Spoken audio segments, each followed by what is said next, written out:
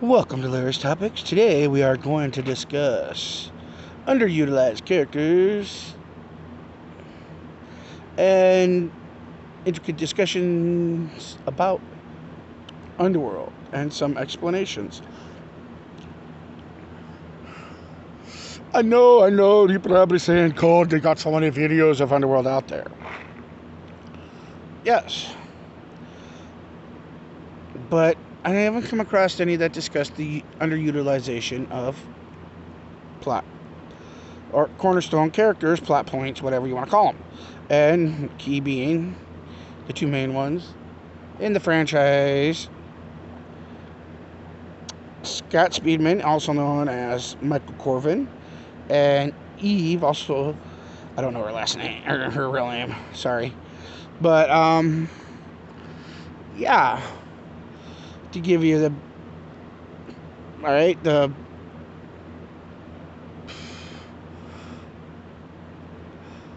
God. Alright, Michael's basically the cornerstone of the story. Everyone's trying to the vampires are trying to figure out why the werewolves want him, and the werewolves want him bad. Or lichens, as they're called. Right? So, Celine, death dealer, goes hunting answers. Her job, and it all has to do with the fact that Lucian, main werewolf, lichen, whatever, wants Michael first because of a certain thing. The dormant Corvinus strain of the Corvinus DNA, which has a mutation that whenever it encounters a certain thing, it takes certain aspects from it and blah blah blah. Vampires are born, werewolves are born, right? And what started it all was the fact that Lucian was trying to complete what had been started centuries before, and which caused the war. Lucian was born either to a mother that was pregnant when she was turned into a werewolf, and werewolves can't turn back in Underworld, or his mother. I'm pretty sure she was bitten, and the werewolf trait passed into Lucian. Lucian was born a human baby, but by the light of the full moon, could turn into a wolf, a werewolf, or lichen, whatever, and crack of dawn, wither back into a human, right? Immense physical strength in your human form. You could tap into the fangs and claws of the werewolf form, amplifying your strength already at least 100-fold. Shut up. In your werewolf form, it's amplified at least 1,000. I'm assuming because vampires are supposed to be quite strong too. Lucian was a prisoner, made slave, made blacksmith by Victor, who trained him how to fight, and that used his keen, heightened senses and fed him human every full moon, right? Lucian was, his pet. Daylight guardian, guard dog. While vampires slept during the daytime. Anyhow, Lucian didn't rebel against it. He didn't fight it. He didn't want to change his life that much because he accepted it. Just because he fell in love with Victor's daughter, who was born a vampire. They kept it a secret. They fought and argued amongst each other in public.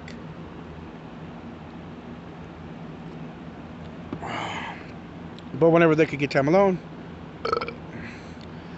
they couldn't keep their hands off each other. He fell in love with her, she fell in love with him, right? During their moonlight rendezvous, Sonia, winds up becoming impregnated by Lucian.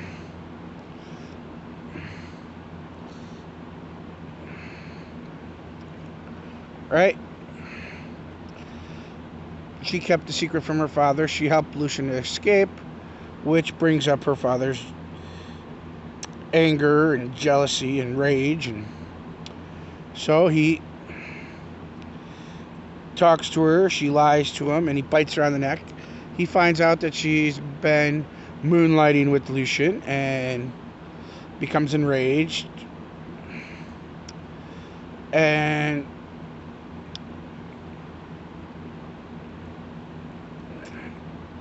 he's going to cover it up, right? Well, excuse me. When Lucian comes back for the rest of the surviving Lycans and Sonia, he is caught, and to save him from being killed by Victor, she reveals to her father that she's pregnant. Right? Half vampire, half Lycan. And it was going to be a purebred. Hybrid.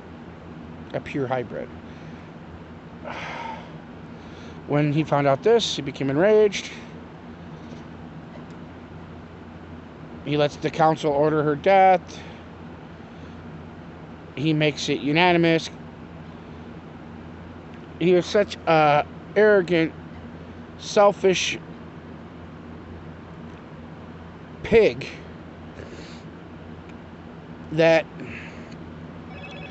it's his own child, his own blood. You know, it's a part of him. Well, she is. And he lets them carry out the order to... Right? His vote carries all sway. Carries the most weight. Instead of punishing her and, you know, imprisoning her for like... Stop! A few centuries. Nope. Bye-bye. Right? So, to punish Lucian after having him beat with a cat of nine tails with silver razor blade pieces attached to the end, he is stuck chained to the floor in the same room she is, tied to a post where, as the dawn starts to rise, the ceiling is then opened, where then sunlight will slowly pour its way through and turn her into a freeze-dried vampire. You know, she's fried. But I will point out that, yeah, she's killed, but she's still a solid. You know, it's like, you know, that piece of burnt wood that just won't burn to ash. You know, that's basically what she is. It's like a freeze-dry. I mean, Victor snaps the necklace off from around her neck that he gave to her as a gift, and she doesn't fall apart. My thing is, if that's the case, why don't you just add blood to her, and that should rehydrate everything and bring her back? Nobody thought of that, did they? But whatever. Back to it. See, Victor, to give you an idea of how shallow he is, he's not even the first vampire. He's not even king. Rascal! But because Marcus, the first vampire, had no soldiers or troops or warriors able to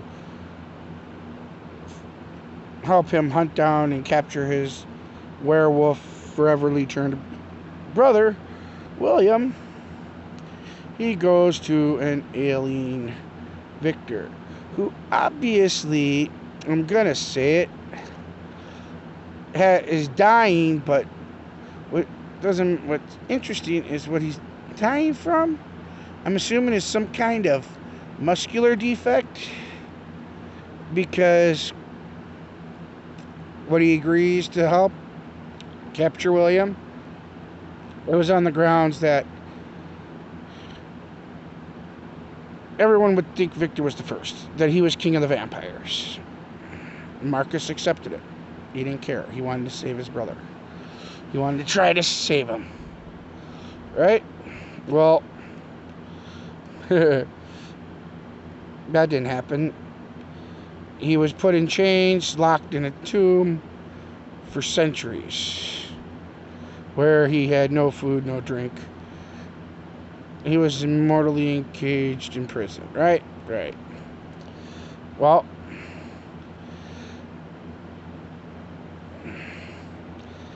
that should tell you how selfish Victor is. And the reason I had mentioned the muscular degenerative disorder is because he was very weak, very sick. And I'm assuming there was something wrong with him muscularly, physically, because he turned into a vampire and he became jacked. Not physically showing, but he was jacked. I mean, it shows him drop down into the werewolf's den in Underworld. The Lycan Rain comes running after him. He just puts his hand up, just like bam, grabs him, just looks at him, growls, catches his hand with, or Rain's hand, clawed hand with his hand, breaks Rain's wrist and snaps his neck before driving a silver-plated sword through his heart. All right, he's dead. No coming back from that, my friend. All right, well, that should tell you how jacked Victor is. I mean, in the movie, he literally straight up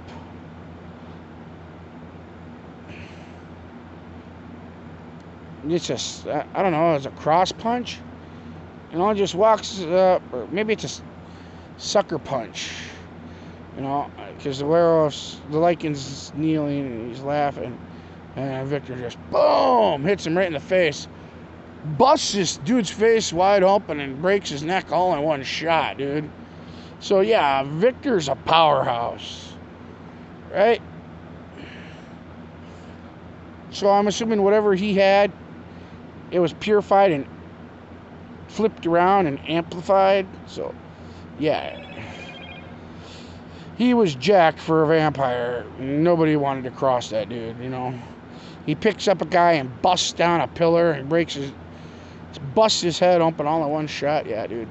That's not one hombre I want to cross, right? Well,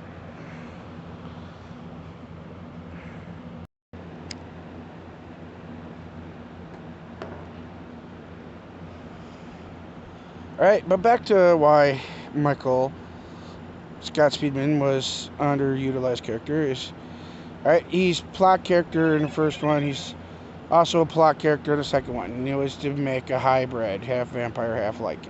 Right, that's what Lucian's goal was, which happens. Right? If you like this, I'll go into why Lucian shouldn't be dead, and most likely ain't dead. But hey, like and subscribe, and I'll explain why. Anyhow,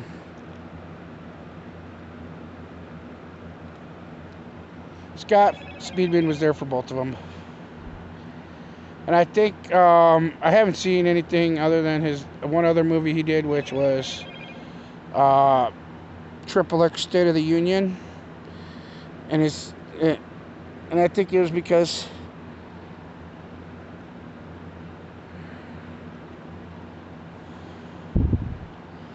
his paycheck was a little bit bigger, that he decided he wasn't going to return to the Underworld franchise. So, yeah. He's not in Awakening. So instead, they have some other dude that doesn't even look like Michael play Michael. And they freeze him, and he escapes, but no one knows what he looks like. Blah, blah, blah, blah, blah, blah, blah, blah. Right? So the new cornerstone of the story is Eve, Michael and Celine's daughter,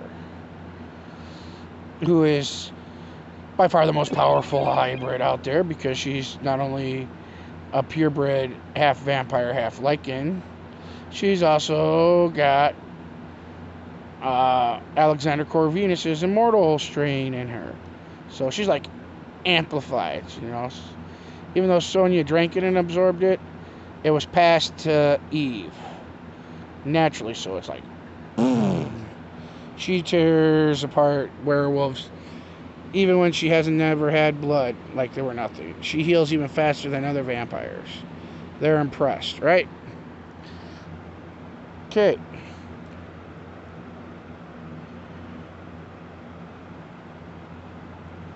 After Awakening, there's Blood Wars. I think Eve's in it just for like 30, 40 seconds of the movie, and then that's it. They're looking for Eve. Eve's not even a part of it. Underutilized character, underutilized story. What happened to Eve? Eve disappeared. No one knows. Not even Celine.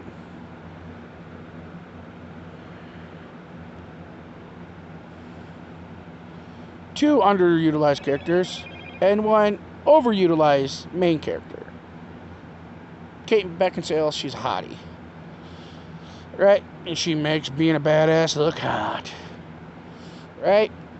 But she's like the Goku of Underworld. You stop thinking about it.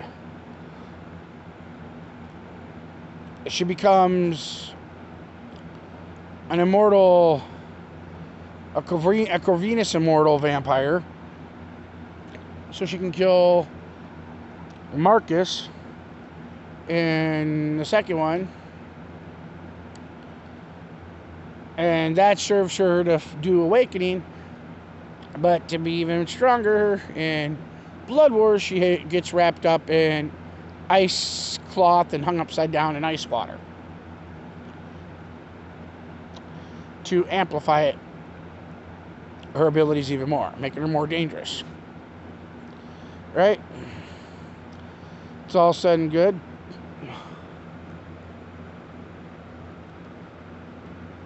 Now she's tired of doing the character. She had mentioned she would probably come back for Blade hybrid, Blade Underworld crossover. You know, she'd like that. But then that she's done. She doesn't want to play Celine anymore. She wants to broaden her horizon. Right? My question is, what was the point of Michael Corvinus? What was the point of Eve? Just plot points to further the story? Apparently so. Like I said, though, if you want to know why Lucian should be alive, and most likely is, like and subscribe. If I get enough of them, I'll do it. This is Larry's Topics. Have a good day, and bye.